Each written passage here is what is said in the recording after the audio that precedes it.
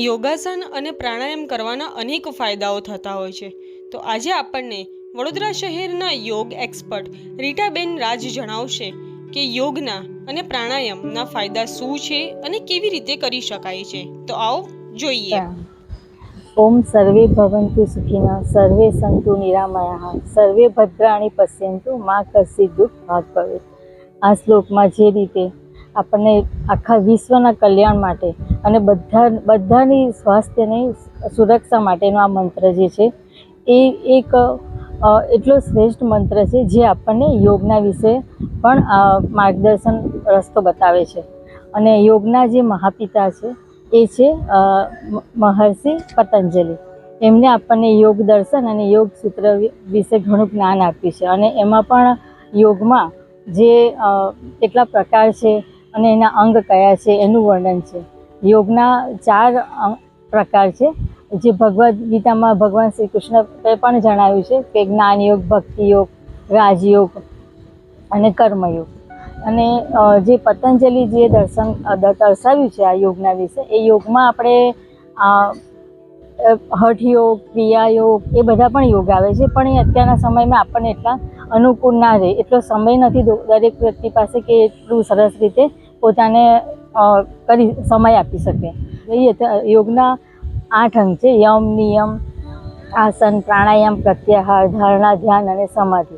એમાં પણ આપણે જે પહેલાં એક મુખ્ય વસ્તુ એ છે કે બધાને એવું છે કે એક્સરસાઇઝ ખૂબ કરીએ અને ખૂબ ચાલીએ, પરસેવો થાય અને એનાથી આપણું અંદરથી શરીર શુદ્ધ રાખીએ કે શૌચ ને આદિ ક્રિયાથી જે આપણા શરીરમાંથી બધું કચરો નીકળે છે તેનાથી આપણાને ખૂબ કેલરી બાળીએ છીએ અને આપણે બહુ સારું આરોગ્ય મેળવીએ છીએ.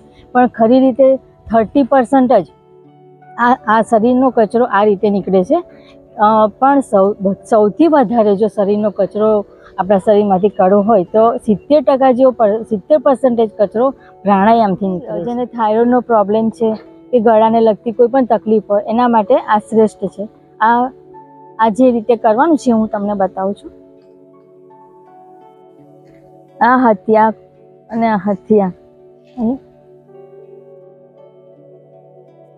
પછી એ જ હાથને પાછો આગળ લાવવાનો. પહેલાં પાછળ લઈ ગયા હોય અને પાછો આ લાવી અને પાછું આ રીતે બેસવાનું વજ્રાસનમાં. હવે આ જે આસન છે એને મંડુકાસન કહે છે. જેને ડાયાબિટીસ હોય એ લોકોએ આ કરવું જોઈએ, એના માટે શ્રેષ્ઠ છે.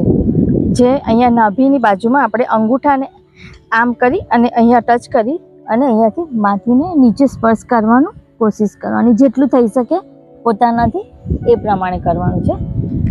આ રીતે પણ કરાય અને હાથ રાખીને પણ કરાય. આ રીતના 2 રીતે કરી શકાય છે. આમ કરીને શ્વાસ અંદર લઈ અને હાથ ઊંચા કરવાના, પછી અંગૂઠાને સ્પર્શ કરતા શ્વાસ છોડવાનો, ફરી શ્વાસ લેતા હાથ ઉપર કરી અને પાછું મૂળ સ્થિતિમાં આવી જવાનું.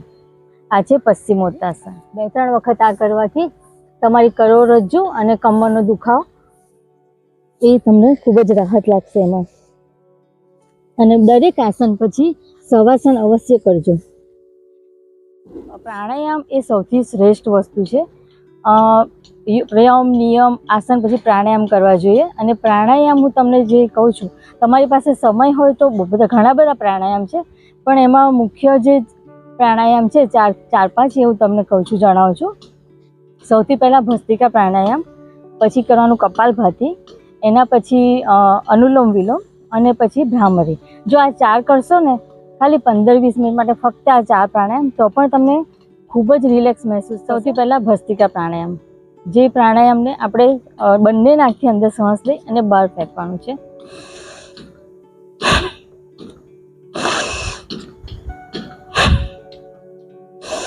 બીજું પ્રાણાયામ છે કપાલભાતિ.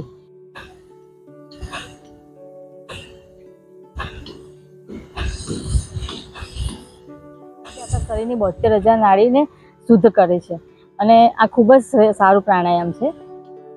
બતાવો તમને કેવી રીતે કરવાનું. અને એક વસ્તુ બીજી જણાવી દઉં કે સૌથી પહેલાં શ્વાસ ડાબા નસકોરાથી જ લેવાનો અને જમણા નસકોરાથી બહાર કાઢવાનો. જમણાથી લઈને પછી ડાબાથી કાઢવાનો. વળી ડાબાથી લઈને જમણાથી કાઢો એટલે એક આવર્તન પૂરું થાય. બાકી શ્વાસ લેવાનો અંદર. અનુકૂળતા પ્રમાણે રોકી જમણાથી બહાર કાઢવાનો. જમણાથી લઈ રોકી ડાબાથી બહાર કાઢવો. હવે હું તમને બતાવી રહી છું ભ્રામરી પ્રાણાયામ, જેનાથી અત્યારે જે ફાસ્ટ લાઈફ છે એમાં જે બધાને સ્ટ્રેસ ને ડિપ્રેશન ને બધું આવે છે એમાં તમને ખૂબ જ રાહત લાગશે અને તમે પોતાને એકદમ હલકા મહેસૂસ કરશો. અંગૂઠાથી બંને કાનને દબાવવાના, હલકા દબાવવાના, બહુ વજન નહીં આપવાનું અને ત્રણેય આંગળીને આ રીતે અહીંયા આંખના ખૂણામાં મૂકવાની. વજન નથી આપવાનું, ખાલી ખૂણામાં સપોર્ટ આપવાનો છે અને આ પહેલી આંગળીને અહીંયા આઈબ્રોની ઉપર. હવે આપણે ભમરા જેવો ગુંજન કરવાનો છે. અંદર શ્વાસ લેવાનો છે અને શ્વાસને ભમરાના ગુંજન સાથે નાકથી જ બહાર કાઢવાનો છે.